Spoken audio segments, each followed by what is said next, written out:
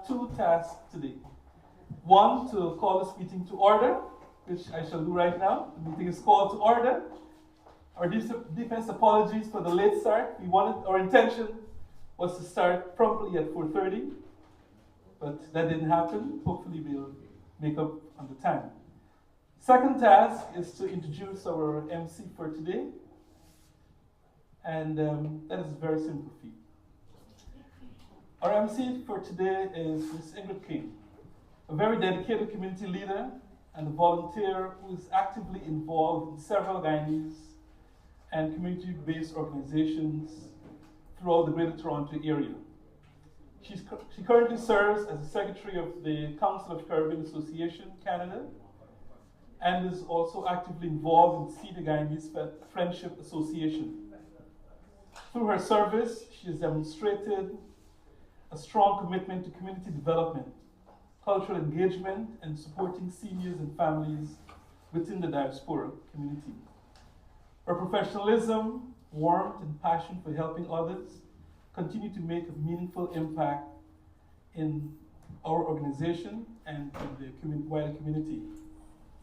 Hailing from the historic village of Buxton, Guyana, ladies and gentlemen, please put your hands together for Ms. Ingrid King.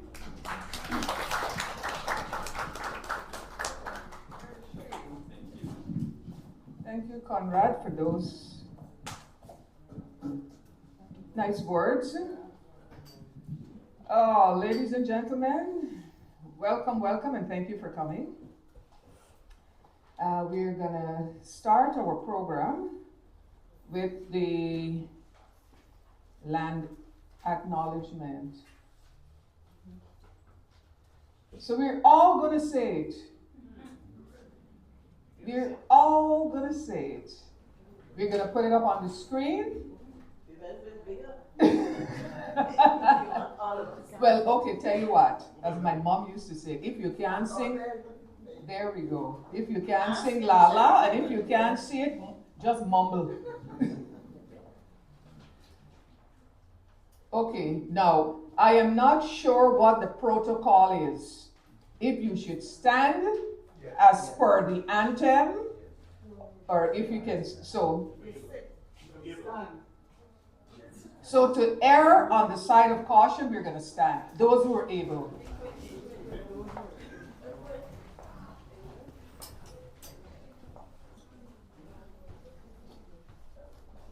Based on government policies, you don't have to stand. No, I'm serious. Based on government policies, you don't have to stand. So that's what I was saying. I'm not sure of the protocol, but seeing that you're standing, because some people it's harder to sit. So seeing that you're standing, remain standing. Okay, you can see it there. The land I am standing on today is a traditional territory of many nations, including the Mississaugas of the Credit, the Anishinaabe, the Chippewa, the and the Wendat peoples, and is now home to many diverse nations and 50 people. I also acknowledge that Toronto is covered by Treaty 13, signed with the Mississaugas of the Credit, and the Williams Treaties, signed with multiple Mississaugas and Chippewa bands. Thank you. Okay, so we're going to remain. Where's Rensford? He's going to do the national anthem for us.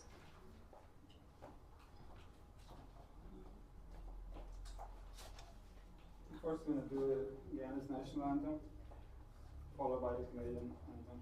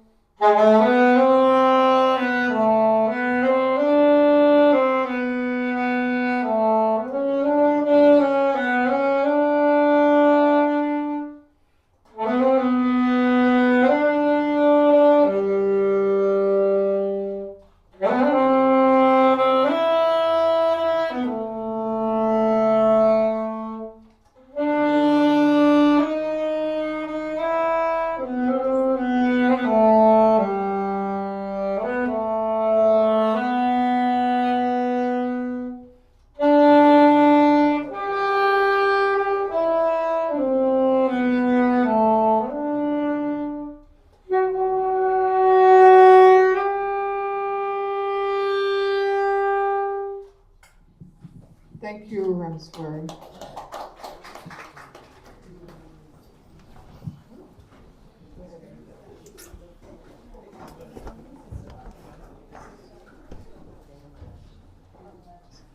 So now we're going to be saying the pledge, the national pledge.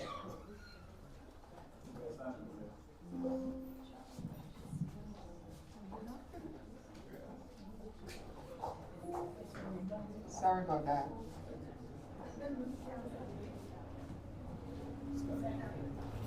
Okay. Sorry, guys. Stand again. Keep you on your toes.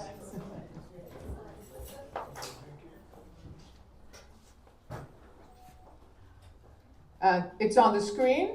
I pledge myself. I pledge myself to honor always the flag of Guyana, and to be loyal to my country, to be obedient to the laws of Guyana, to love my fellow citizens, and to dedicate my energies towards the happiness and prosperity of Guyana. Thank you. Yes, you can sit now, for sure. Leonard, could you pass the empty chairs at the back there, please? Yeah.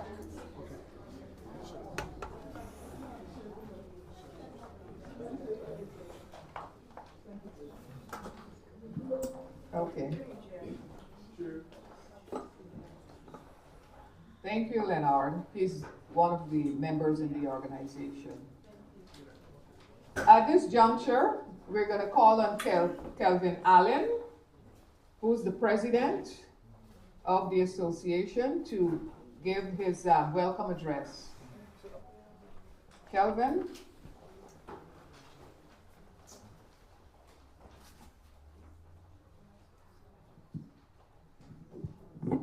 Thank you. Good afternoon, all. Vice Chair, Secretary, executive members of the People's National Congress Reform, as well as they're online, as well as executive members of the Toronto East End Group, members of the West End Group, elders, welcome all.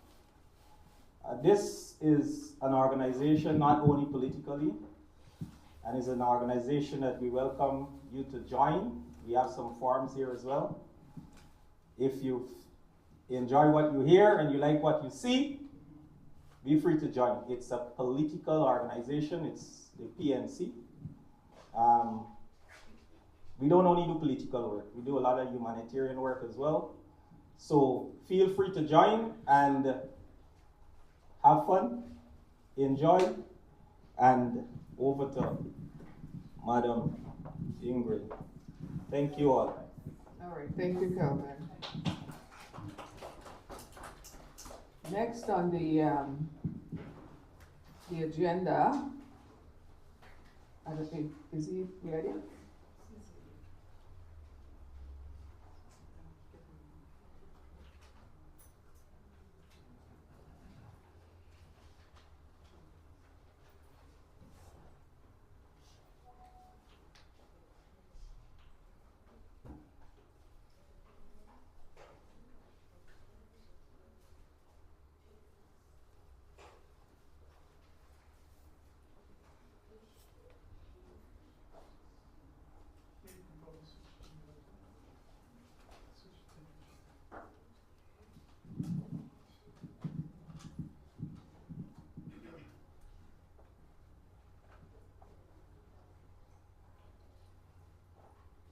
Don't blame us, blame technology, okay? Exactly. We need the youth. Can we get a young person in the house to assist with technology? I see one, two, her head is buried in her technology.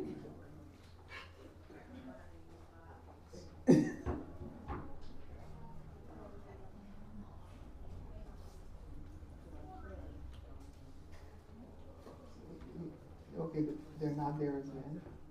They gotta take up the video too. No, the video's, well, if you want.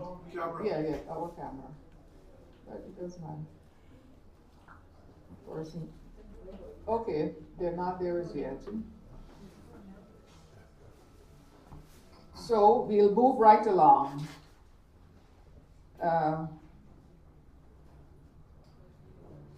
Because we're in greetings,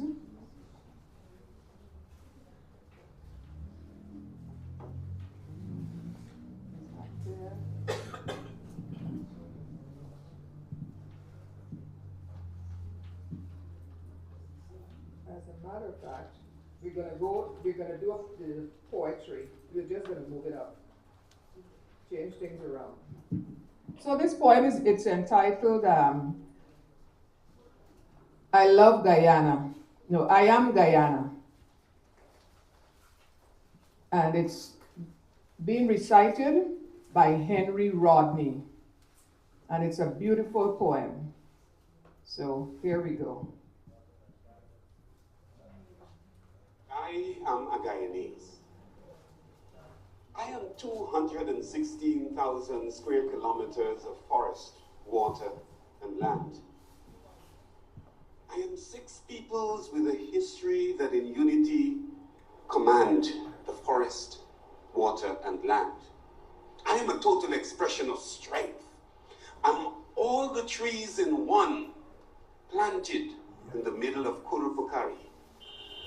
My roots spread from the Corentyne River east to the Iron River west, from the Akarai Mountains south to the Atlantic north.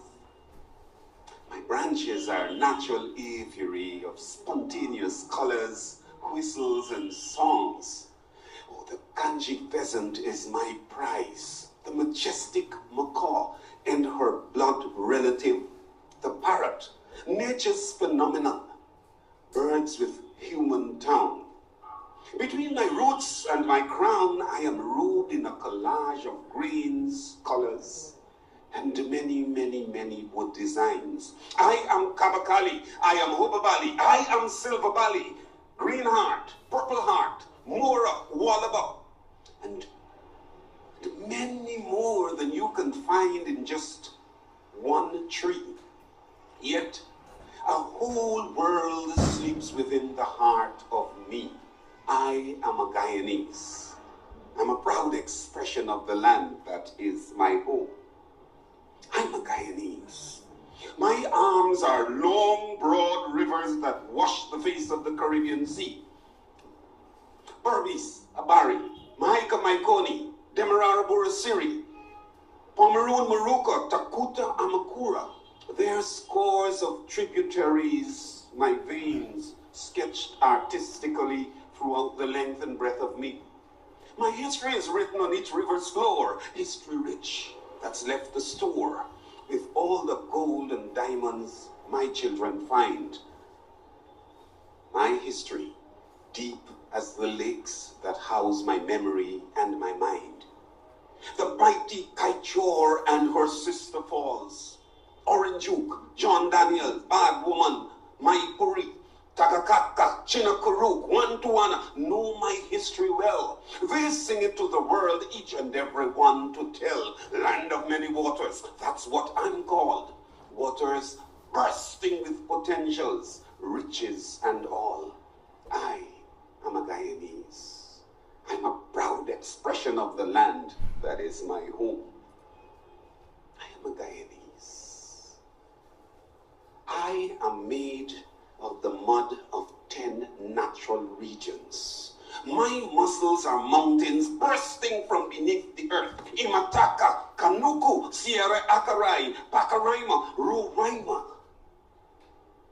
I am made of the jaspers, agates, quartz, amethyst, pearls, gold, diamonds, tons of precious and semi-precious stone. I am rice, vegetables and citrus, cattle, oil, bauxite, Guyanese, a human industry, a man, a woman, a child dedicated, each river to swim, each mountain to climb, each forest to explore, each resource to promote. a country to convert to El Dorado, a great dream. Yes, I am a Guyanese. I'm a proud expression of the land that is my home. I am a Guyanese. Lovely, lovely, And I am a Bostonian. Yeah, stop trade. Oh dear, that was lovely. Okay, so we're going to move right along, and we're going to introduce the guest speaker, Mr. Paris, Mr. Michael Paris, who is with us here today. And Mr. Paris, well, before I introduce you, again, good afternoon to all of you, and welcome to Guyana Canada Association's 60th Independence Anniversary Information Session. So 60 years ago, Guyana became a sovereign nation. On May 26, 1966, was more than a date. It was a declaration that our people, our culture, and our future would control. That legacy lives on here in Canada, in every Guyanese family, keeping our traditions alive. Today we're reflecting on what those 60 years mean, what we've built, what we've learned, and where we go next. We are honored to have Mr. Paris, sociologist and former dean of the Faculty of Social Sciences at the University of Guyana, to guide that reflection. His insight will help us connect our past to our future. We'll have a Q&A after his address, and then we'll have our light refreshments. So, on that note, Mr. Paris, let's welcome him to the podium.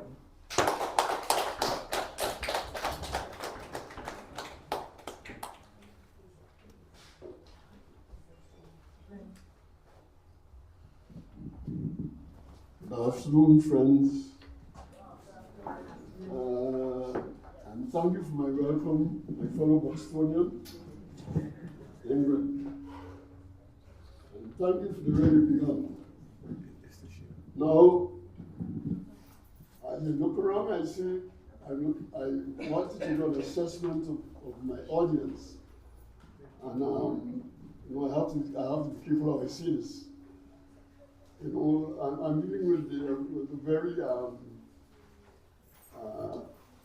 dodgy thing about age, and I'm saying that there's some things I'll say that people here will know very well because of the age. Because they're in my age group. So I don't want them, and when you look at me, you'll see an old man. But I don't want to say that some of those people are old. Some of what I'll say here will be a repetition with some knowledge to refresh your mind. But I think it's important that I say so. And I want to put this discussion not in just a common everyday talk. I want to bring over some points which people sometimes don't pay attention to. First thing, we spoke of Guyana becoming independent. We have to talk of when Guyana became independent. We have to talk of the kind of social environment and political environment in which Guyana became independent. And after the Second World War, a lot of people from the various countries, dependent countries which were in the British Empire, governed by England, went to the war, went to England and saw life in England. And of course started to aspire and say that some of these good things which English people enjoy, which people in Britain enjoyed, the colonies must enjoy them. People who live in the colonies must enjoy them because the British people were exploiting the colonies. Some of you remember that Guyana was British Guyana, and we used to call it Booker's Guyana. We had Bookers in every sphere of activity in Bookers. Booker's drugs, Booker's amalgamated, Booker's stores, and of course, Booker's sugar estate. Those of you who lived in villages and this coast will remember that the sugar estates were responsible for the drainage of the villages. And they used to drown the villages so as to ensure that they got Kentuckians to work on the cane. You know, all those kind of wickedness Booker's did. When the politicians who became of prominence around that time, remember, were Dr. Jagan, who proclaimed himself a communist, and a vote communist. And there's a meaning to that. The meaning was that he believed a certain political theory, certain ideas about political life, and how the proceeds of society should be distributed, who must own things, how things must be owned in society, how they must be distributed. We had Mr. Forbes Burnham, a lawyer, who once described himself firstly as a Diskellian socialist, meaning he was following the kind of socialism, the welfare state kind of thing, which America had. You know, we have some of that, things like the medical facilities that we enjoy in this country now. Some of those ideas started in Britain. Then we had Peter DeGar, a local businessman. I'm telling you, with prominent politicians. Then later down, we got Walter Rodney, and he and Guyana and Bernie Ben, remember one time, and Moses Bagman together formed the WPA. Now, you must bear in mind, importantly, that the split between Dr. Jagan and Mr. Burnham in 1955 has its reverberations up to today. To this day, there are things that happen because of the split between them that continue to save us. And generally in life, a lot of our relations are based on perceptions. Right? When you walk along the road there and somebody comes against you and you don't know that person, somehow you have something in your mind that says what that person should be like. You begin by thinking that that person should be good to you, should be kind to you, but that depends on what you hear about people like this person. And a lot of what we go on in life in Guyana has to do with the perceptions that have developed over time. And some of the perceptions that have developed over time, some of which were encouraged and developed by after slavery, when immigrants were brought here to work and so on. People have developed, those ideas have developed, and they interfere with the way we relate to each other. But more than that, they can be used to put one set of people against another. And that has been going on for a long, long time. We students of sociology call Guyana a plural society. A plural society. Plural meaning more than one. Guyana is a society where there are more societies than one. And that means that different groups of people in society in Guyana have different ideas of how they must live, and they have different ideas of each other. I have a son who went to St. Stanislaus College. And he has friends who went to St. Stanislaus College, and right now, after so many years, they're still friends. And sometimes when we talk, he'd say, but you know, Daddy, this boy said so. And I said to him, what you told him? And he said, well, I told him so. And the position is that a lot of times when you hear, and if you're an Eastern, in this country, you talk to an Eastern and tells you a story about Guyana. And you talk about Torinjan and he tells you a story about Guyana, and you would think that these two people came from two different countries. Right? You would think that, and more than that, if you talk to some people who were living in Maikoni, black people who were living in Maikoni, and hear them talk about Eastonians, right? And hear some Eastonians who lived at success, talk about black people and so on. What I'm trying to stress is that that we have developed some serious ideas, which you know is not Guyana is not going to be a society that will be easily unified, because the politicians of all sorts can use those feelings and so on. You know, because remember, democracy is something that deals with numbers. In a democratic country, if you want to rule in a democratic country, you have to have numbers. And so you do your best to keep those numbers together and under your control. And the way you can do it, the easiest way that is done is by ethnicity, by how people look. And this is not only Guyana. If you even Europe and those places, a lot of problems occur just because of where people look. The easiest way to tell the people have differences about people is how they look. And that we call that ethnicity on the whole.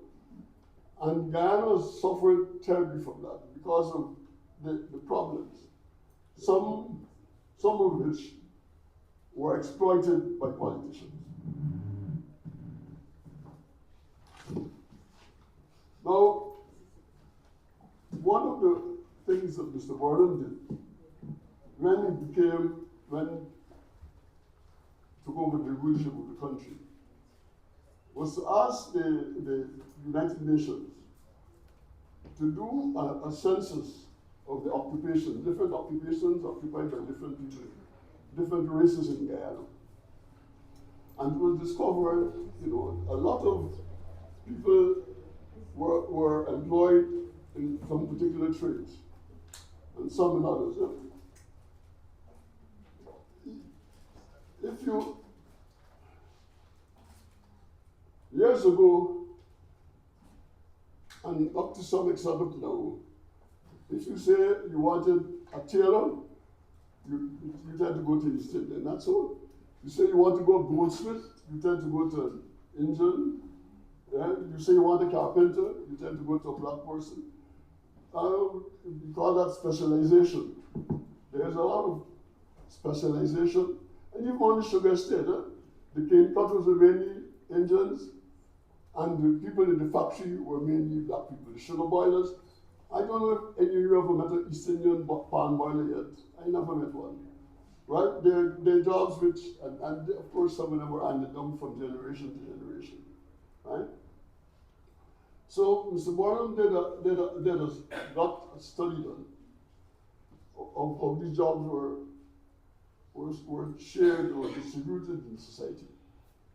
Because he realized that was one of, to overcome the differences in racial differences in society, you need to get people to get involved in each other's jobs, people get to know each other better, people get to socialize better and so on.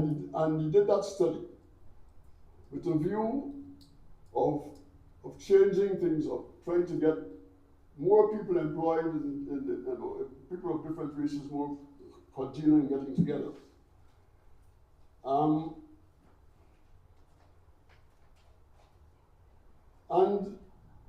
he was able to do that in some respects. The police force, people talk about the police force, but if the older ones amongst you remember when Barbara Singh Rai later when he became Home Affairs Minister, the way he talked about policemen, and the police force and what he wanted to do about changing the makeup of the police force, right? We also should note that the economy had this organizational way of having, say, the agriculture, rice and sugar in the hands of East Indians, bauxite company, linden, black people, and then in the interior. You must realize that because of that, when the unions and so were organized in the same kind of way, so that when the parties took industrial action, when the trade unions took industrial action, you tended to get a racial division. You remember the sugar estate strikes were perfect examples, right? And those, some of you remember that the only criminal act for which anybody was punished in this country was when the youngsters threw a bomb in the estate bus that's taking the Portuguese and white school children from Elmore Estate to Georgetown to school, and they were strike, and some young Indian boys threw a bomb into the bus and killed a youngster named Sheriff. That was a very striking example of how far the racial feelings went in this country. So in Guyana. I want to come on a bit past the early stages of independence coming down and look at some of what Boredom government did. When Mr. Boredom became Prime Minister, he was very cognizant of the need to make the country self-sufficient. And that is one of the most interesting parts of Guyana's political history. Because remember, we had a problem. We had nationalized the bauxite industry. We had started talking about nationalizing the sugar industry. They talked about Boredom decided he wanted that we should nationalize a number of the key entities in the society, supported by Dr. Jalin. And the British and particularly the Americans took very strong objection to that. The result is that we had problems with foreign exchange and so on. But generally, it made sense for us to try to be self-sufficient. You know, people boast now about how Guyana is one of the few countries in the world which could supply itself, right? The only country in the world. Well, yes. Well, okay, I'd say something more with that, but we talk about that, and we really feel that it should be so, right? But we must remember what the consequence of that act by Mr. Boredom caused. The very people who benefited from it used to criticize it openly, and then talk. You know, I'll tell you a story. I used to have an Indian colleague on the West Bank. I used to visit him and so on. I got to know some chaps. And one morning I got a call from one of the guys, and he said, "Brother Mike, I want to talk to you about something." I said, "What's the problem?" He said, "Brother Mike, I hear that Mr. Boredom want to bring back flow. But you know, you got to talk to Brother Malcolm and ask him not to do that. That not ask Mr. Boredom, they must do it." He said, "Well," he said, we just taken some more land and so on, and you know. And I said to him, "You know, why don't you get your other farmers and so on, a farmer delegation, and go to Mr. Boredom and say so?" I said, "Man, they're going to publish our pictures in the papers, and we can't go back there." Right? So you're making the point that the political consequence of doing a thing like that will be serious. And Mark, you must note, those of us who know the quarantine and so on, will know how much the quarantine farmers also benefited from the fact that these items were banned and they were producing substitutes. Now it bothers me when they hear that plantains in Guyana, the price of plantains in Guyana and so on, right? Because, I mean, if we say that Guyana is could be so productive and so on, how is it that, I went to Guyana in September, and the kind of prices that you pay for things in Guyana can be very depressing. I ask myself, what happens to the poor person in Guyana who doesn't have access to a really monthly income? I have a comb which I cherish because it cost me $100. When I can't find that comb, I get irritated. As a hospital. So that, you know, and I think of the things that we did, that the country did. I don't know how many of you remember the pasteurized milk we used to get, right? I don't know how many of you remember how we used to use fish, right? You know, and I remember my colleagues from Barbados so asking me when I visit to carry fruits for them, the downs and the gooseberry and so on, right? You know, those were things in the right, you know, in the steps in the right direction. But the problem is that the very people who benefit from them used to, as we say, bar-top them, you know, and criticize them and so on. And so it was a really rough time. And I want to then also refer to the international aspect of independence and our relationship, for instance, with the non-aligned movement.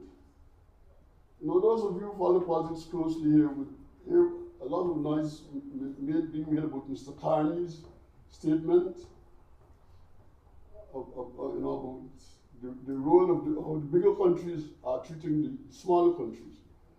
Well, we experienced it before them, right? We experienced it with the way we were being treated. The small countries were being treated. And we realized that, you know, behind closed doors, the bigger countries might be saying some things to each other, you know, not so good, but and today betterment. And remember the non-aligned movement. We had an non-aligned foreign ministers meeting in Guyana, right? In 1972 it was.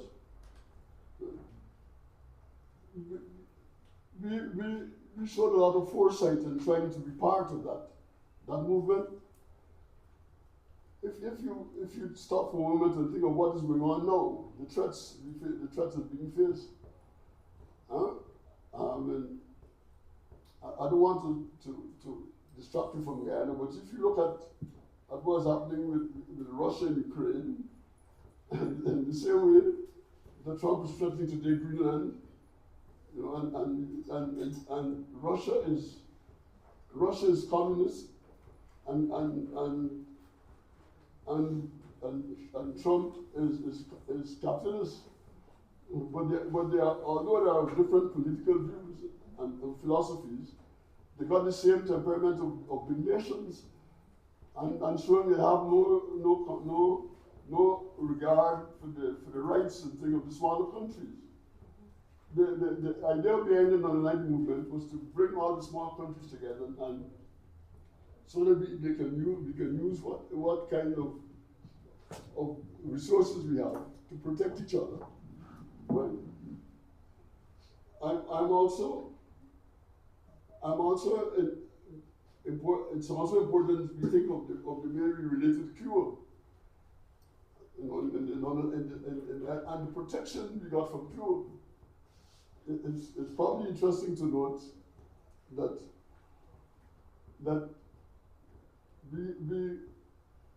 we held on and had good relations with Cuba against the wishes of the Americans.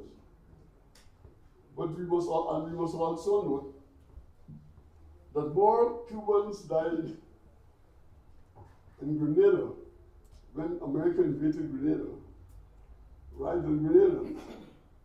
And that a lot of Cubans died in Venezuela the other day when they went and took over the Venezuelan president, right? So the Cubans have a commitment to the defense of the underdog, which we must recognize. But we also suffered, remember, as a consequence of a relationship with Cuba. Do you remember the Cuban disaster? Right? When our students, some of our Brighton students died in a plane crash. They were on the way to Cuba to study, and the Cuban dissidents set up and set bombs in plane, went far from Barbados, and killed some of our brightest people, and killed some of our embassy staff. Right?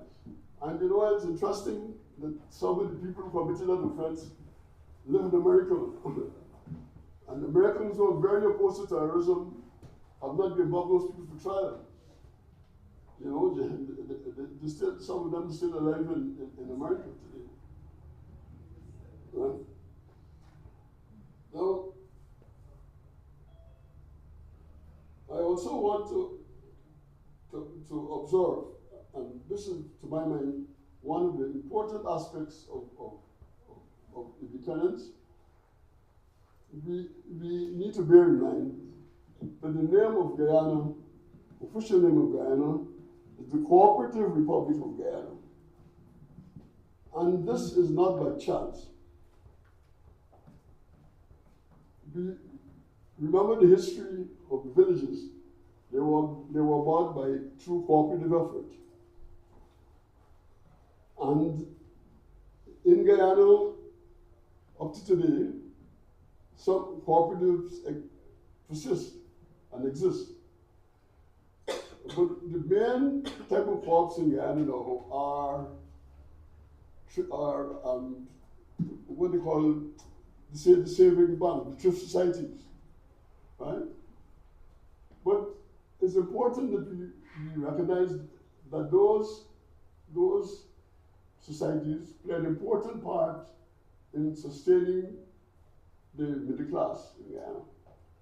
You know, the PSU credit union and the teachers credit union, transport credit union do a lot.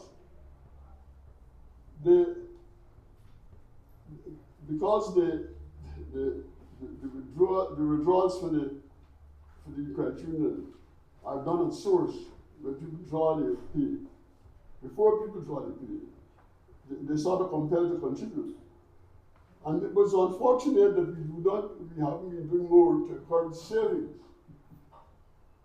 Those of us who grew up in the country, I don't know how much it happened in Georgetown, we know about the savings, like that kind of savings through various societies.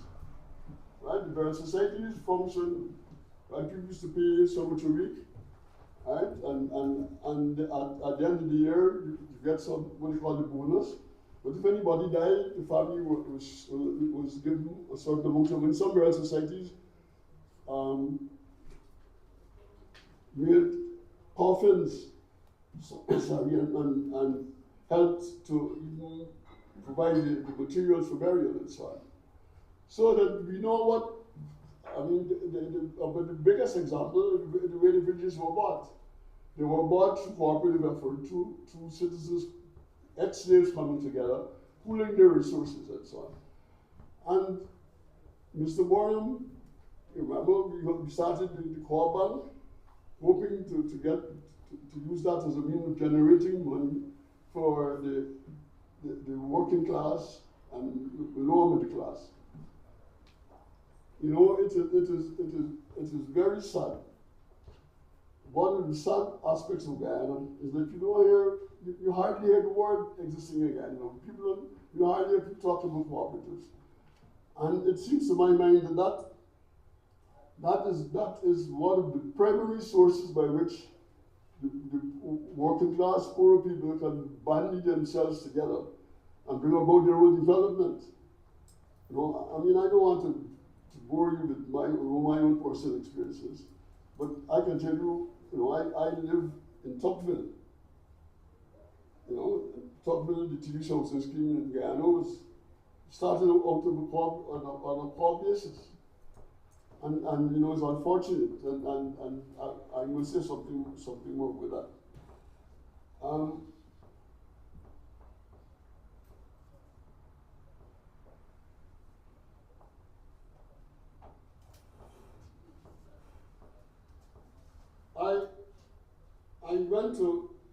As I said, I went to Guyana last September.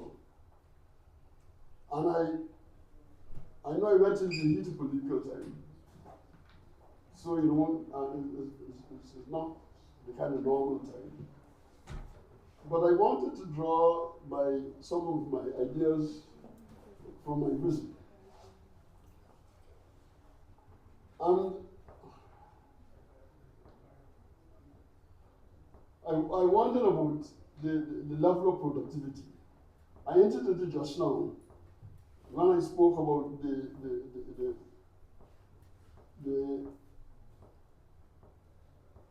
way we bought milk at the milk plant and so on. I want to think that if there's a, remember when we started talking about feeding ourselves and so on, we started experimenting with potatoes, remember? The first experiment was use of potatoes. I remember a gentleman named Mr. Metal also was brought back to Guyana to plant potatoes up in the Northwest District. I could see that some of you, I thought some of you, I have an advantage of age, right? But what I'm trying to stress is that the experimentation, we thought of what we could get done.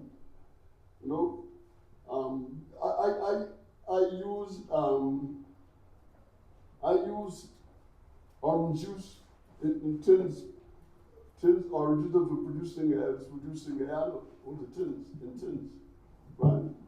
We experimented, and I thought with the kinds of monies that we're getting in Guyana, the kind of income we're getting, that we will do some experimentation, and it seems as if the governments don't take over ideas. They brand ideas and say this is a PPP idea, or this is a PNC idea, or this is a FC idea, and therefore you can't fund it. But one would have thought that that scientific studies, we have the money now, we should use as much as possible, try and we're seeing that for political reasons we need to do that. We need to try and take care of ourselves as much as possible. And I thought that this was one of the best times. We have a university now, we can do experiments and so on, and we need to be doing that. The other thing that struck me, in fact, what struck me was that the other day, that the leader of our party was saying that what government needs to do is to take off price control. There's a limit to what price control can do. Price control, just cannot merely produce goods. It can limit the amount of money you pay for the goods, but if the goods are there, people can't get them, and they can be willing to pay higher prices to them because they're scarce. So we need to talk about things, so we more talk and thinking about experimentation. The other thing that struck me, and I barely touched it just now, was the last week, some of us will have listened to the case being presented about the Venezuelan claim to two-thirds of Guyana. And to my mind, the most remarkable aspect of that presentation of last week is when the acting president of Venezuela said that regardless of what's in effect, but regardless of what judgment the ICJ gave, that Venezuela is going to continue to pursue the claims for that land. You understand the threat that makes for us as a smaller country, right? It means that we have to look for protection from somebody else. And it might be worse if you're looking for protection from a government which is seizing land from other countries. So it's a matter that can't be taken lightly. And that caused me to reflect on the role that the early government, the PNC government had seen in national service, for the training of people in agriculture in the hinterland areas, and the training of a paramilitary force in the form of those people, so that we get some protection. You get the feeling that in the world today, We are facing what we call open season. People, the powerful can do what they like. You know, and it's not a pleasant state. You know, we got to keep praying and hoping that things change. The other thing that struck me was how we seem to be paying less and less attention to climate change. I don't know if any of you noticed that we would have a sprawling area, built up residential area outside the oak in front, at Oval Front. I got the feeling that that's going to be done on reclaimed land, you know, by the seawall. I have my worry about climate change and the danger it presents. And I hope that we're not falling prey to the kind of ideas that are being spread in the United States of America that, you know, climate change is a hoax and so on. Because even while people are saying climate change is a hoax, they're suffering the effects of climate change. So, you know, we really need to pay attention to that. But more than that, we need to educate our citizens about the realities of life and what can happen to us and what can happen to some things that we treasure. I'm also thinking about in all this, you know, time does not permit me to talk about the role of the mass media and the press in what goes on. I remember how much the press, what the press did about maligning the PNC. I remember what it did about maligning Dr. Jagan. You know, Dr. Jagan was married to Janet Rosenberg. And the Rosenbergs, two of the Rosenbergs, were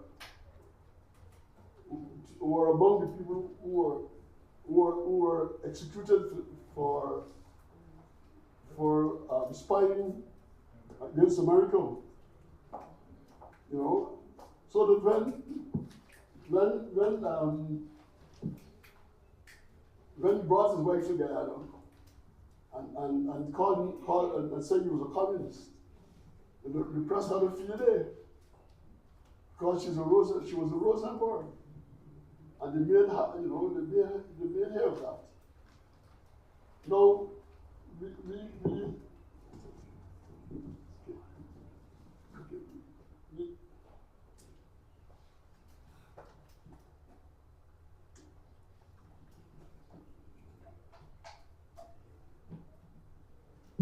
those of you who tend to have a lot of time on their hands like me, I see some things on television I can't believe. You know, some things with artificial intelligence, and some, some forms of entertainment which I never imagined I could see on TV. And I'm wondering how much our society would be geared to deal with those things. How much, undoubtedly some of them have scientific principles and would be important and so on, but it's a question of whether our education system is preparing our younger children to deal with these things and handle these things and to learn the better parts of them. You know, we have not, with all we try to do, we are dependent. We are still, unfortunately, dependent in certain respects. We're dependent in our trade. You notice how America blockaded Cuba and nothing could go to Cuba? You know, powerful countries can blockade you and you can say what you like, they got the power to do it. Nobody's. You see, when the United Nations was formed, it was formed with the idea that there's going to be a force which can carry out the instructions of the United Nations. That doesn't exist anymore. That idea doesn't exist. You know, so that there is some of these countries know that they can't, you know, those of us who are interested in politics should stand by and see what's going to happen to Taiwan after the discussion between the between President Trump and Xi. Because President Trump has just told Xi not to talk too much about independence, right? So he told the Taiwanese people not to talk too much about independence because it doesn't look like he's willing to defend them. Anyhow, back about Guyana.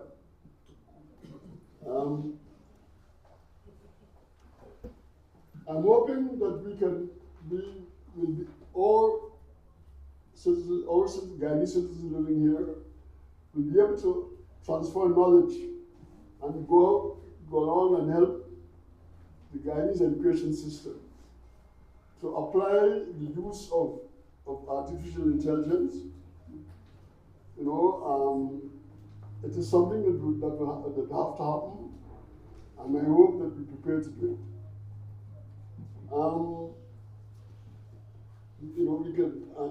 We can go on much longer. But I'm told that 2 minutes. I hope that any question, I answer some of your questions.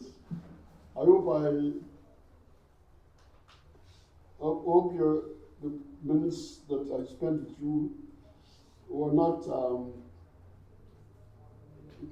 I'd help you to reminisce somewhat, the older ones especially, reminisce somewhat on Guyana.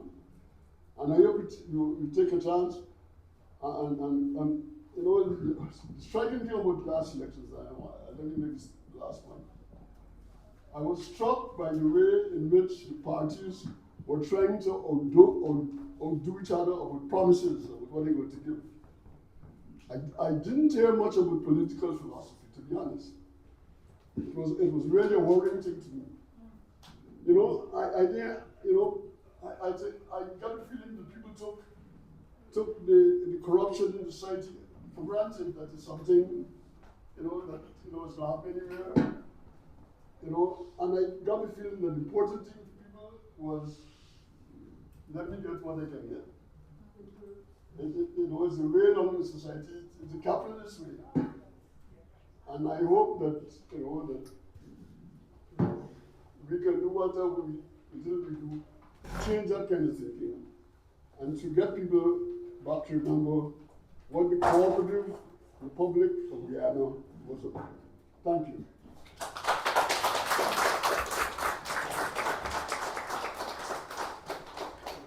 Thank you, Mr. Paris.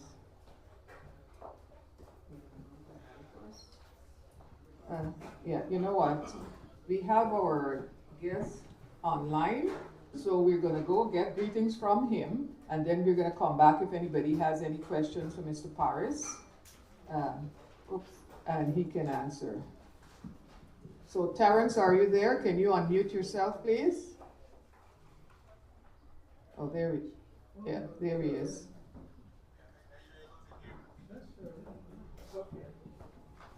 Are you able to hear? Yes, speak. I'm trying to put the mic to. Speak again. Are you able to hear me? Again, so tested. Testing. Yeah. Raise it up. It's the speaker. And you're not hearing me clearly? Yeah, we can hear you, but kind of low. Yes, it's on the fullest here. I'm wondering if I should quickly change instruments to see if it might be any better.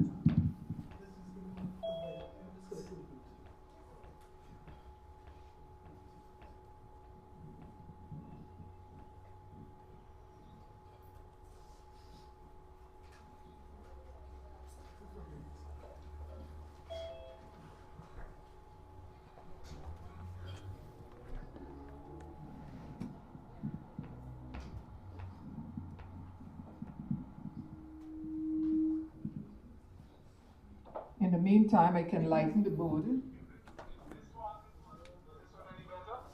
Yes. Okay, great. Let me just. You got it? When you have the mic there, it's better. Hmm? When you have the mic just on there, it's better. Yeah. Okay. Yeah.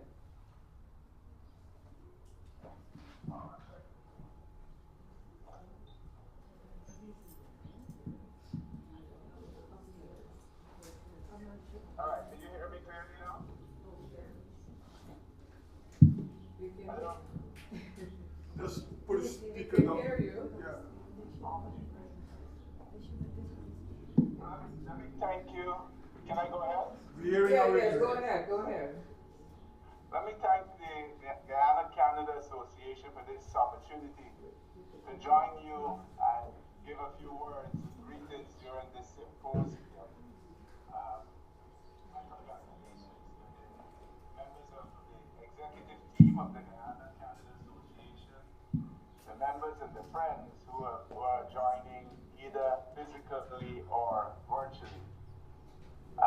It is my honor to bring you greetings from the EPNU parliamentary team on the occasion of this timely symposium marking the 60th anniversary of Guyana's independence. 6 decades on, we Guyanese are gathering in different locations around the world to reflect, celebrate, and chart courses forward, honoring the courage of those who fought for self-determination, recognizing the resilience of the Guyanese people, and appreciating the continuing contributions of our diaspora, especially from those of you in Canada. Guyana's journey since 1966 has been one of remarkable resilience. We've endured many shocks, and yet managed as a collective not just survive, but to thrive.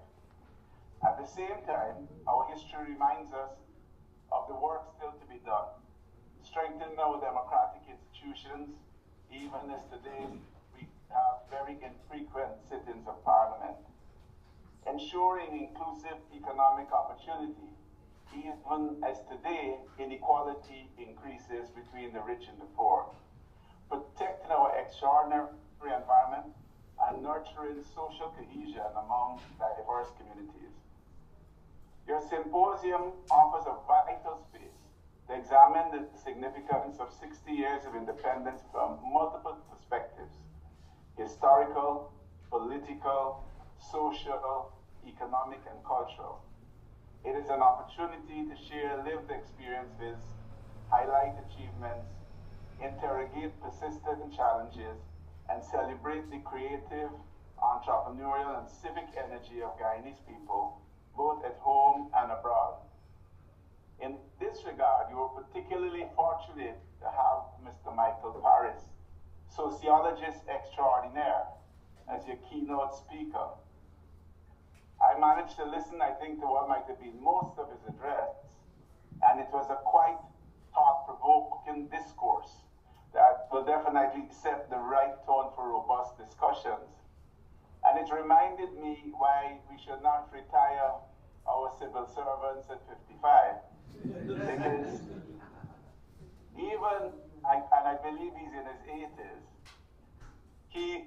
it was a tour de force because he covered nationalization, cooperatives, agricultural self-sufficiency, contemporary geopolitics, cost of living, foreign relations, and Venezuela's spurious border claims, climate change, and even shared his reflections on the last election.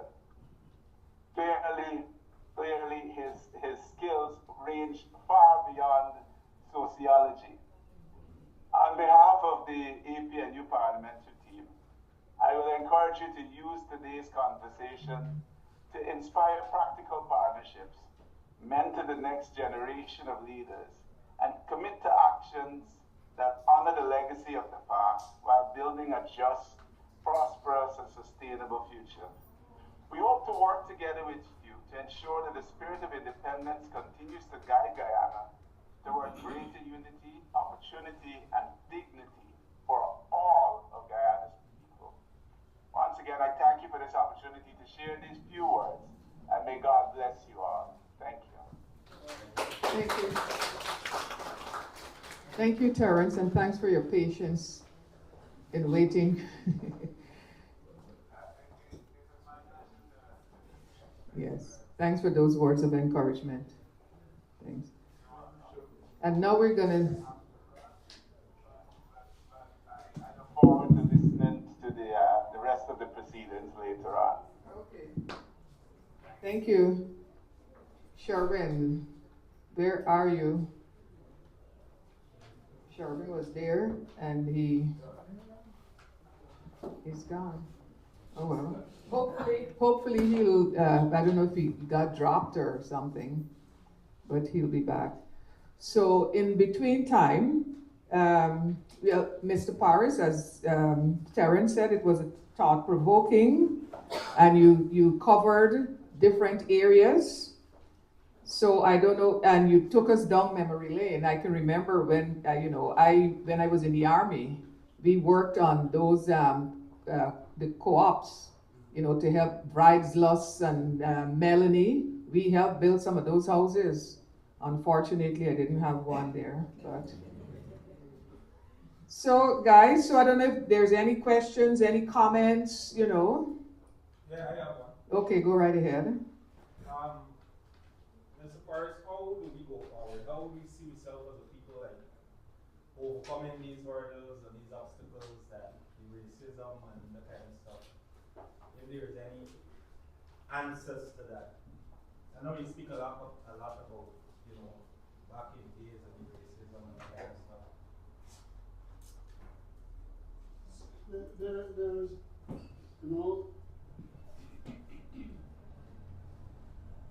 a problem. The problem is how you can get people to feel that whether they are part of the rulership or whether they're part of the followership, they can have the time, they can have the life. What I'm trying to say is this. If you go to some countries, people think that when they go to vote for politicians, they think a lot about the politician's philosophy and so on. And if their party rules, they don't feel like even lie next door. There are provisions which are made for life to go on.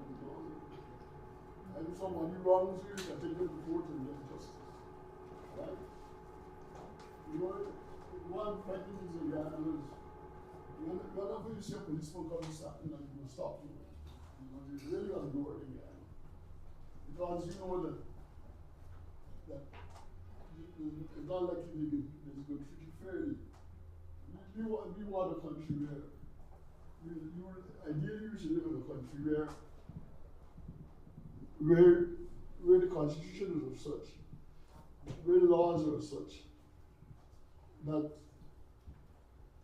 they would be applied fairly. Now, one of the things which was agreed in the constitution to help do that was the Ethnic Relations Commission. Right?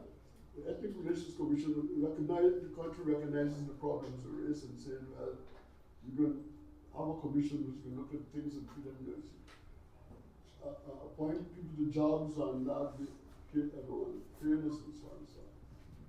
But what governments do is, one way you apply that is to appoint people from your members from groups different from yours. So you get a balanced view and things are judged in a sort of balanced way. But what happens in Guyana is that the government, for instance, the other day, remember, the government was trying to appoint a black group as representing black people.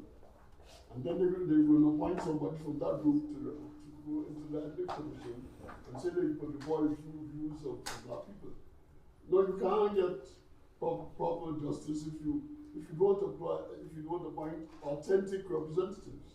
Right? The people who represent you must people who really can represent you, who are really elected and chosen to represent you. In all our spheres, we got to start thinking of teaching each other fairly, so that whether we're running the country or whether we are the country is being run for us, we have a sense of feeling that we are all going to be treated correctly.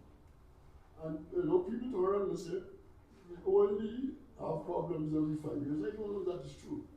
I know that people seem to immediately think of race before they think of anything else. Again, we don't have to talk about trade unions anymore. And one of the things that we tell workers to have fairness is through trade unions. right? Trade unions have been co-opted. So I think that we probably got to start bringing pressure for them to have some serious attempt to make adjustments to the Constitution which allow for the type of government which gives fairness to people whether they're running the country or whether the country be run for them. You know, and I think it's going to be a part of personal responsibility for us to talk about it. We ourselves got to talk about it for ourselves, right? What we want for, you want to be very Christian. Like, this is a thing about which you got to be very Christian. You got to say what you want for others, what you want for yourself, let us have it for others.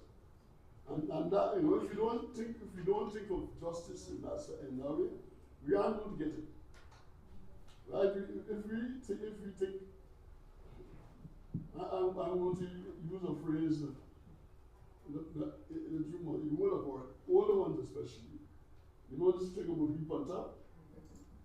You know the phrase beep on top? Yes. Beep on top. Right? It tends to be a destructive mentality. Right? And so you're not listening and you want to do back what was done to you and so on and so on. You know, I say it's a good thing that they haven't asked a lot of questions. And really, they really got to dive into, you know. I don't want them to be fooled by some of the pastors. But I want, I want that kind of magnanimity which says, you know, it's a golden rule, I think, trying to do to people what you want them to do at you. And you know, I know that, you know, I am not a strong church man. I know that people don't like to talk about politics and religion and so on and so on. But I think we need to develop some philosophy of fairness. We have to develop even for ourselves. And we have to think that, you know, we want to win the election, but we don't want to win it and other people feel uncomfortable when we win it. Let's think of how we can win elections and without making other people uncomfortable. I don't know if I sound like a preacher. If I do, I'm going to corrupt with the electors. Right? I'm going to collect for you. But the way to begin it is to think of how we could work with fairness. You know, and I think that's a very good way to start. Okay, thank you. I know we have Comrade Benjamin online. Are you ready, Sherwin? Sherwin, are you there? Can you unmute? Thank you. Good evening. Good evening. Good evening. Good evening. My internet was acting up. Okay. Good evening. Can we see your face? My internet was acting up. Thank you. Bill. I'm hoping that I'm breaking all the laws right now. I'm getting out of Linden. Okay, you have a room full of people here looking at your handsome face. Go right ahead.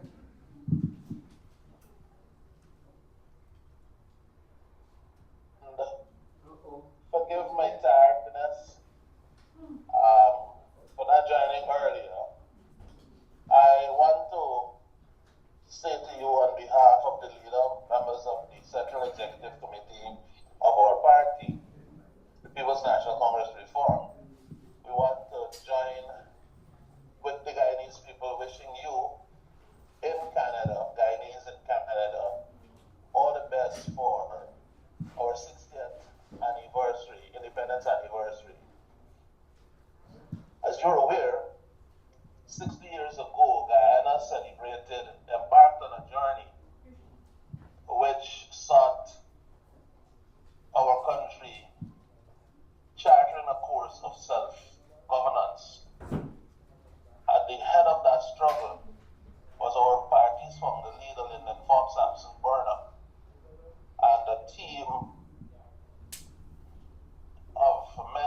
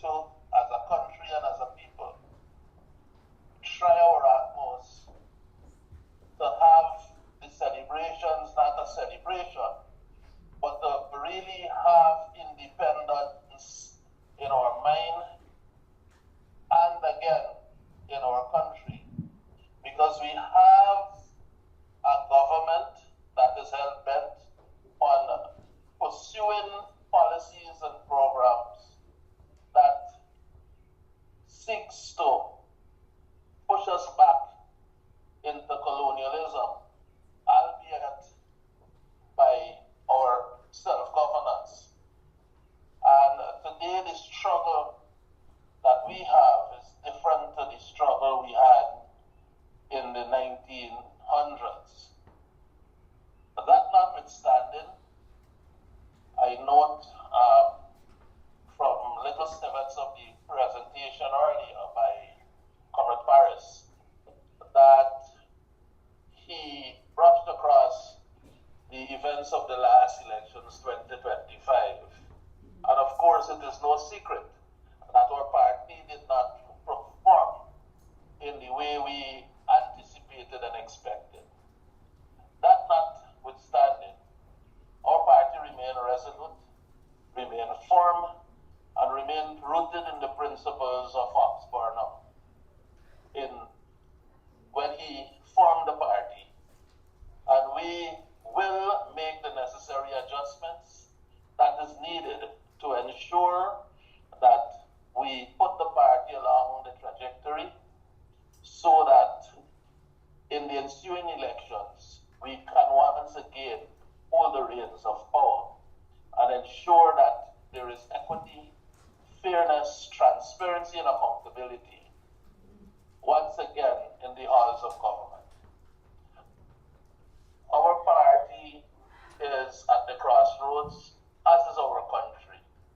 Guyana is now on a trajectory to yield economic growth, but the government as it is not investing in the most important resource of our country, the human resources. Poverty continues to be an issue for us, and of course, as we said in our campaign, if Guyana is to grow, we have to get rid of the People's Progressive Party civic from government. I want to applaud the organizers of this activity, and I wish you well, and I hope that the discussions that ensue thereafter will be fruitful and reward to you.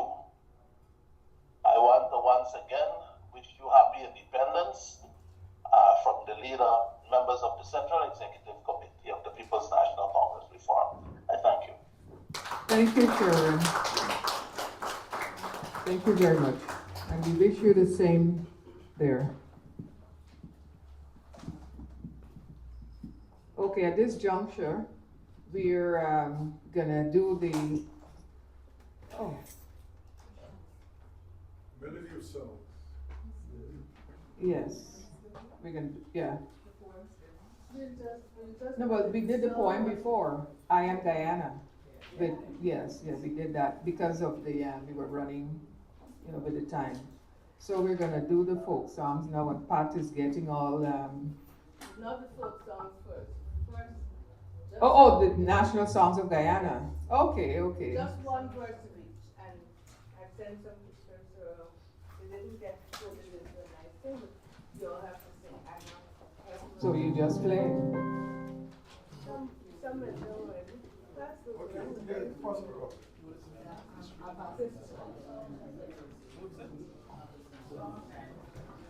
We only doing that first.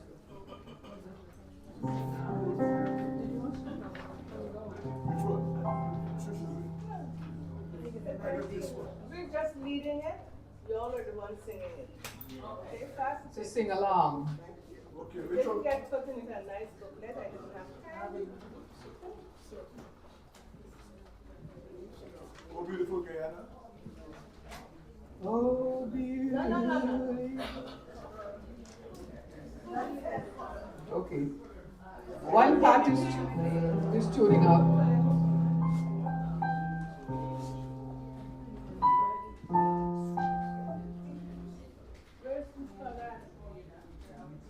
What happened now?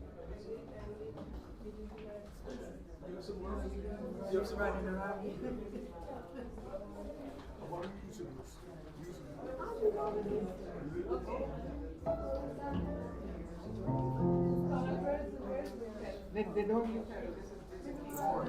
This is keyboard. There's no pedal. You just gotta play.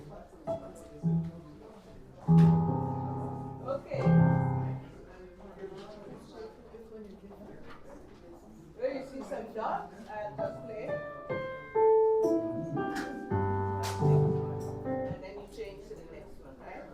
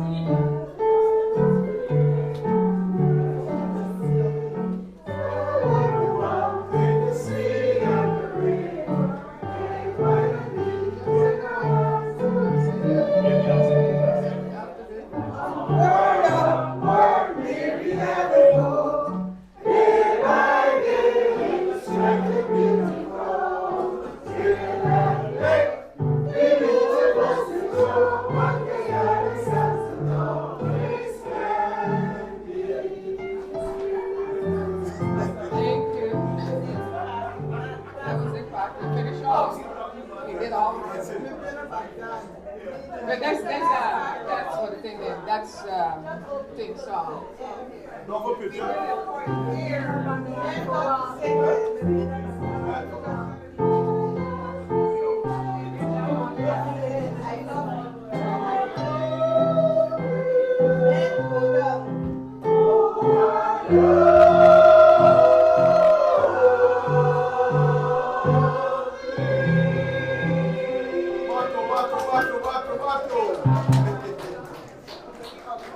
Thank you, Pat. Thank you, Miss Pat. And your group. Huh? Yeah. The quick songs, yeah. Today we have a birthday. We're celebrating a birthday in the house. Roger. Okay. He's shy. He's shy. All right.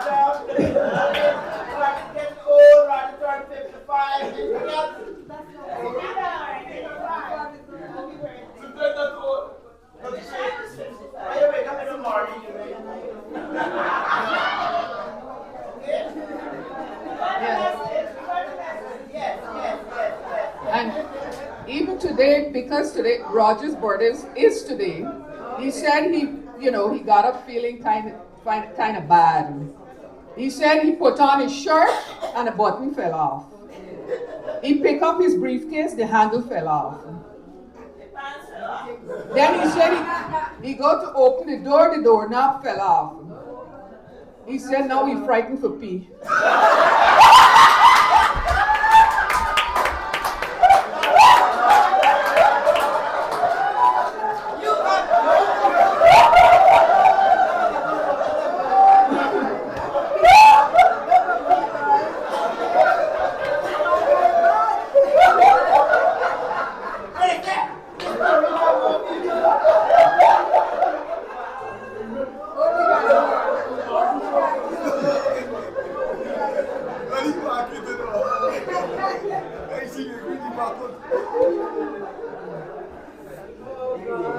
Anyway, ladies, we have to be respectful of our husbands.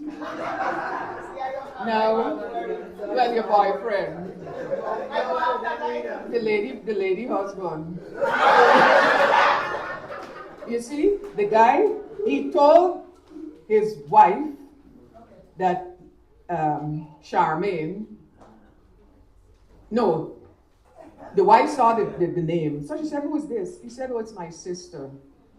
So she said, your sister? He said, yes, she's been in the family for a long time. We just got reconnected. So she said, okay. So they have a family chat. So the wife put Charmaine in the family chat. So now, okay, it's a sweet girl. Now she's in the family chat. That's right. He lied. So, anyways, folks. So, Pat, you ready? Or you want me to go on?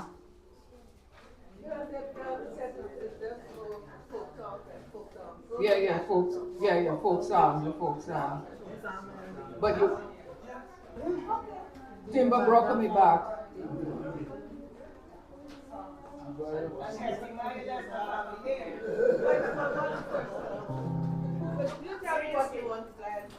Okay. Yeah. Long time. Jenny girl, I'm gonna go back down. Jenny girl, come let me go back down. Jenny girl, come let me go back down. first out, baby girl, and then I go back down, baby girl. Come, let me go back down, baby girl. Come, let me go back down.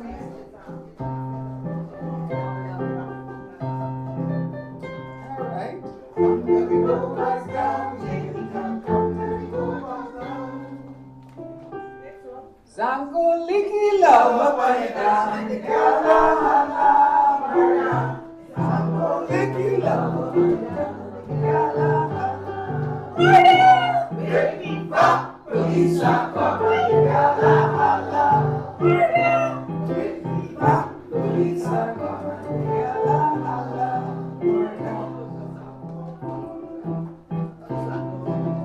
Here Auntie Bess, la la. Here Auntie Bess, here Auntie Bess, here Auntie Bess,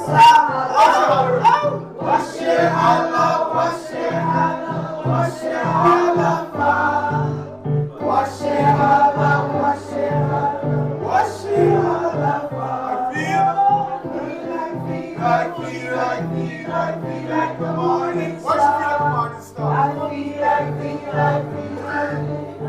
like the morning star.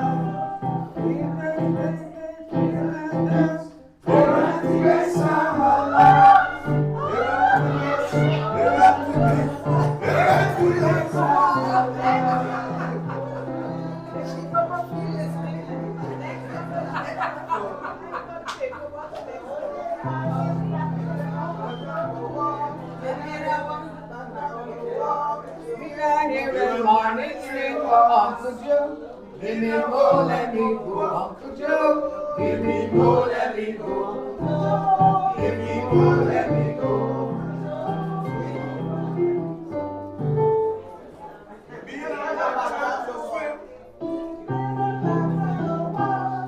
not here and morning drinkers. Get up back down over. Be not here and morning drinkers. Uncle Joe, give me more, let me go.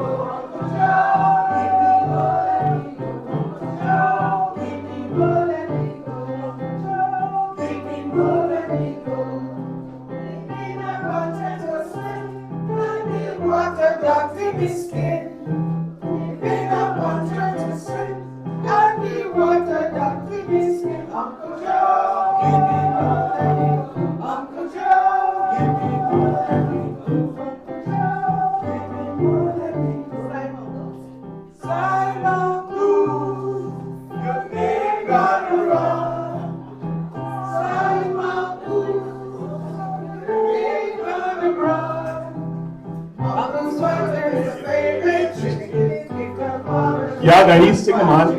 Put it inside your waistcoat pocket. Slime on goose. Say it again. Slime on goose. On your name down abroad. Slime on goose. On your name down abroad. Slime on goose, Lord. On your name down abroad. Slime on goose. On your name down. Monkey shell by the lady, kitchen some teapot banner, them big fat chicken. Put their pants on the waistcoat, talk about your slime mongoose. I hear that? Slime mongoose. Oh, church out. Lily gal, lily gal, lily gal, lily gal, what make your brazen so? Come on. Lily gal, lily gal, lily gal, lily gal, what make your brazen so? And this make me praising, and that make me praising, and this make me praising so. And this make me praising, and that make me praising, and this makes me praising so. Stupid. Aha. Aha. Aha. Aha. Stupid gold ring. Aha. Stupid lily gala, lily gala, lily gala, lily gala, what make you praising so?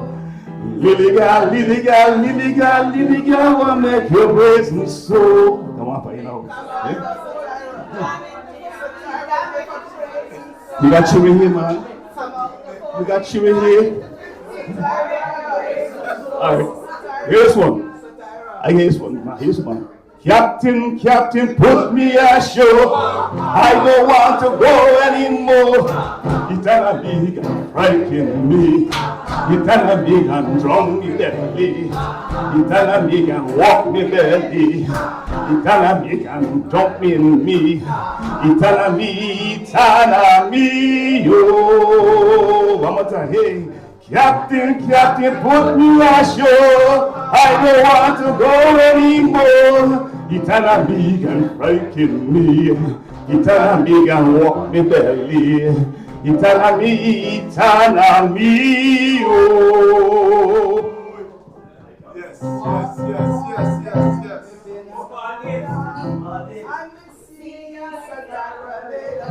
I got you in, man. What she do? Gitara, I saw the close and why not the boss and go, hey, Gitara. Me so Gitara. I say, what Gitara? Gitara. One day, me been a bamboo down, and me see Gitara lay on there. And me ask Gitara, what she do there to me? Gitara, I saw. Where's Gitara? Where man there? I tell you.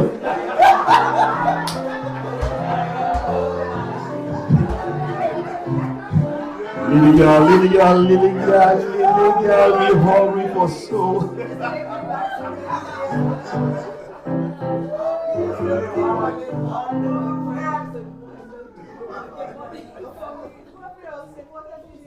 I see I got to hear this thing with that. Anybody got it? Don't pigeon? Yeah. That's her specialty. Yeah, you put it though. That's her specialty. You got it? You got it. All right, the one see something dumb pigeon.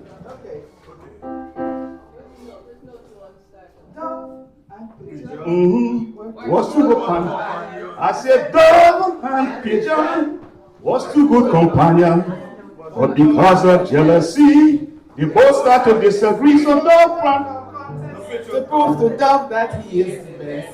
I didn't have to figure. I know Dove was smarter. Pigeon sure he had Dove covered, so he decided they can eat some pepper. He said, one thing you must remember, eat all you want, don't ask for water. That's why I said agree, and the both flew. sing your papa say, coo, Bansi Mande, netty, Bansi Mande, why, Bansi Mande, you want to sing, and you want to sing, and nobody will sing. Oh.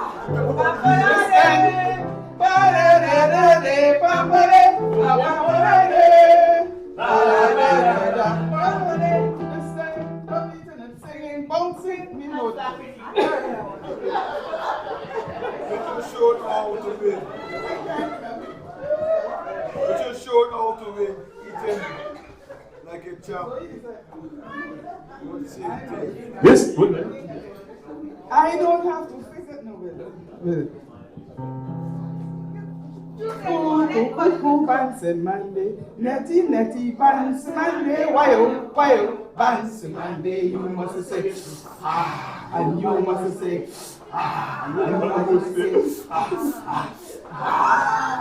This time, not eating and singing, bouncing, flapping, they just showing how you eating like a champ, won't say a thing. All the birds gathered around to see what was going on. Pigeon step up the pace, confident he gonna win the race. still singing. Cuckoo, Bansi Mande, netty, Bansi Mande, why, Bansi Mande, you must say, and you must say, and you must say,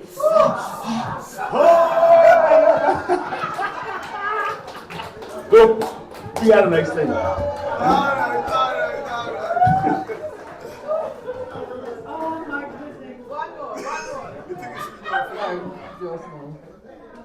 You know the grandmother telling her granddaughter, she said, how Granny, your first husband died, what happened? She said he died from eating poison mushroom. So she said, well, what happened to the second husband? She said he died from a lash to the head because he wouldn't eat the mushroom.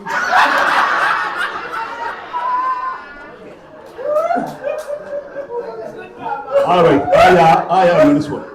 Everybody, you can see me too, right? Here it goes. Children, children. Yes, Mama. Where you been to? Grandmama. What she give you? Present. Where's mine? On share. How shall I get it? Right on share. If me fall, I don't care. bad picnic, wicked picnic. Oh, small days, they sin on me mind.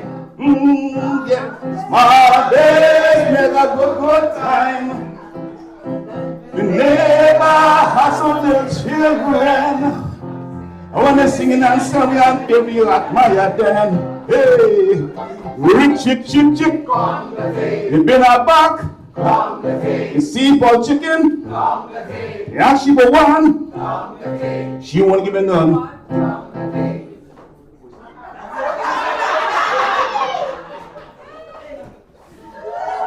Well, the camera's on the walls. I help them man. All right. Relax, George. Relax, George. Jillian told me the other day, she had to carry it to the ER. So when the nurse said, what happened? She said, oh, a bee sting him on his forehead. So she said, a bee stinging on his forehead? And this thing looks like, she said, yes. She said he was lucky to take up the frying pan and lash the bee.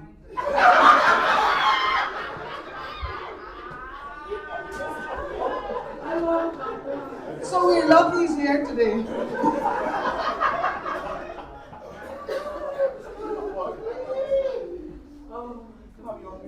Huh? Well, you alright? Okay, after the hospital visit.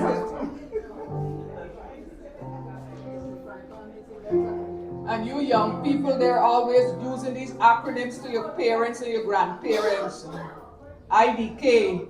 So the grandmother asked, she said, what's IDK? She said, the child said, I don't know. So she said, everybody don't know. IDK? I don't know.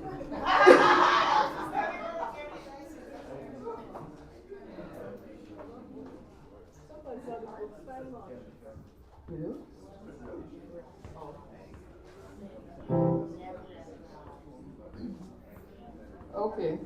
Well, we're going to do a presentation now to Mr. Paris. Can you come up, please? And we're going to continue with the songs and have some refreshments after. So we're going to do the formal part. And then we're going to do the photo stamps.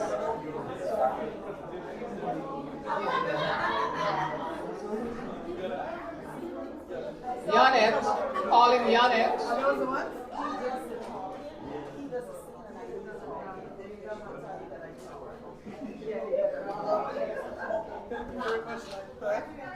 Calling Janet. You hit it out in the park. Janet.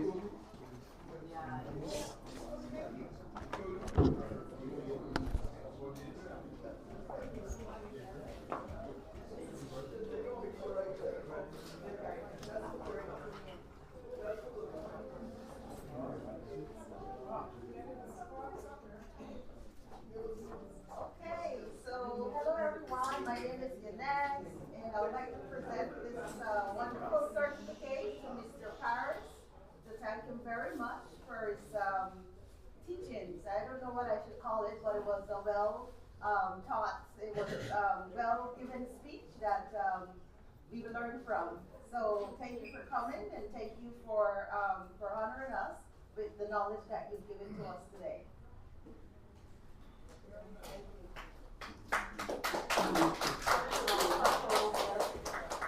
This is indeed a pleasant surprise.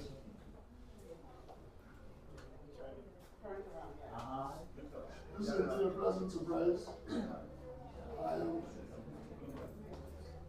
It reminded me of my days in university, talking to people who seemed interested. I tell them I know if you're interested. I look to see you. I look to see how many you have to meet you and see you next time.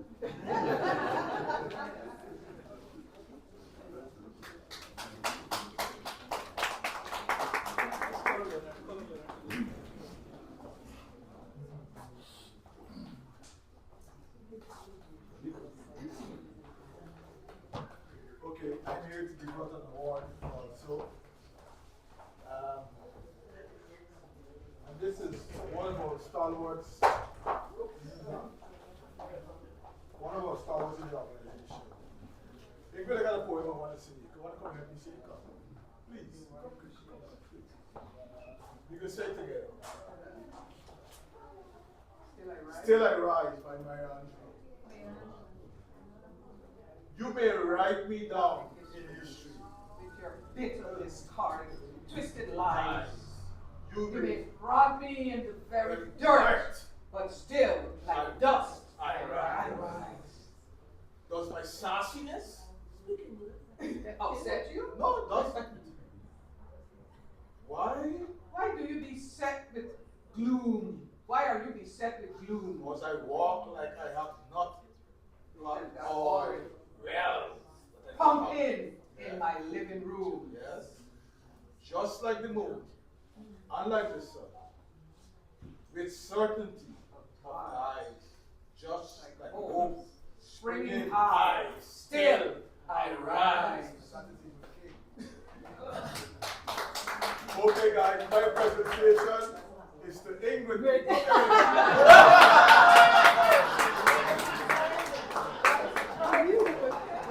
Okay, on behalf of PNC East End Group, Scarborough, this is certificate of appreciation.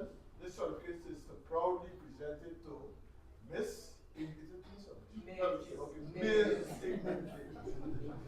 grateful recognition of our outstanding contribution to community development and our dedication to serving the Guyanese community diaspora in Scarborough. Guyana at 60th Independence Anniversary Celebration. One people, one nation, one destiny. Dated May 1726, Scarborough, Ontario, signed by Mr. Calvin Allen.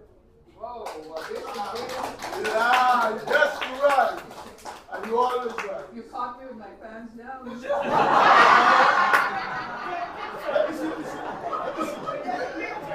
But is it good enough wearing a dress?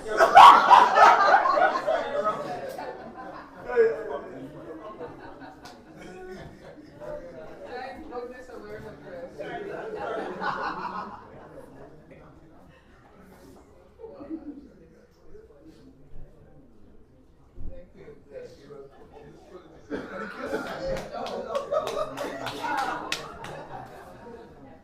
Thank you guys, thank you. Well, as I said, this is indeed a surprise, but I'll take it anyways.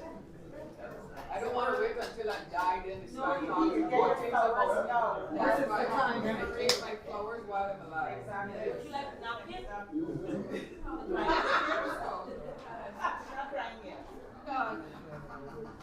Yes. Thank you so much. Guys, you're a good bunch, to work with and, What? Yes, I right. So, okay, on that note, we're going to have the vote of thanks, and then you guys can have something to eat. We've been here pretty much all day. Yeah. So who's Natalia. Oh, Natalia. I guess she's upset with me because Roger scared to go and pee. I missed the one.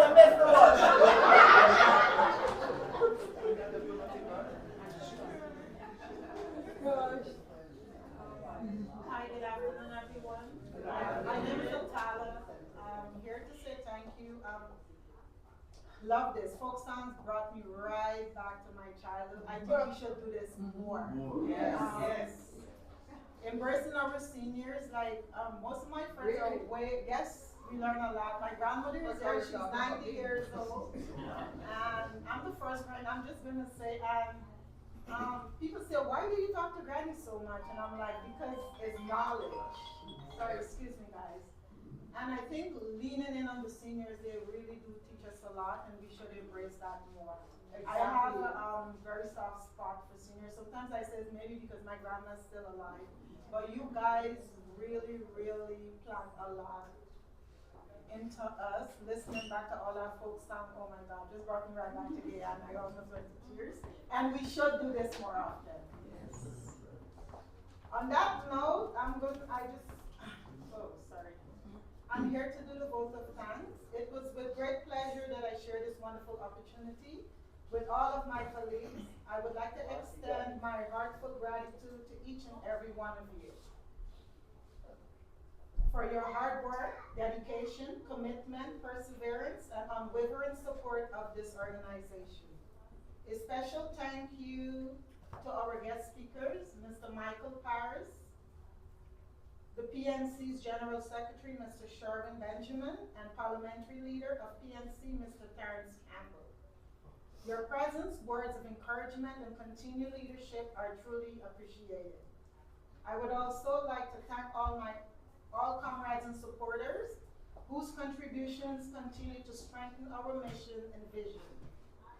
As we continue to grow stronger together through unity, strength, determination, let us remain committed to uplifting and supporting one another. Thank you all, and may God continue to bless Guyana. Thank you. Thank you, Father. Happy birthday. So we have parting words from our president. Yeah, good afternoon once again. Thanks for coming. And I just wanted to say this lovely decor is done by Attila and team. Her husband and so on. Yes. Yes. I think you deserve a big round of applause because she always surprises us. Yes. Since she's going to give thanks to herself, I just wanted to acknowledge that. And for all of you that coming out and supporting us in every way, and once again, I said I have forms for those who want to join us.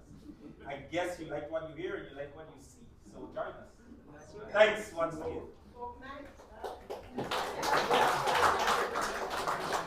Guys, again, thanks for coming. Thanks for your patience and everything. So now we're gonna feed you. Okay, no shame face, go to the table. I didn't see no fish cake. It's coming. After you finish eating.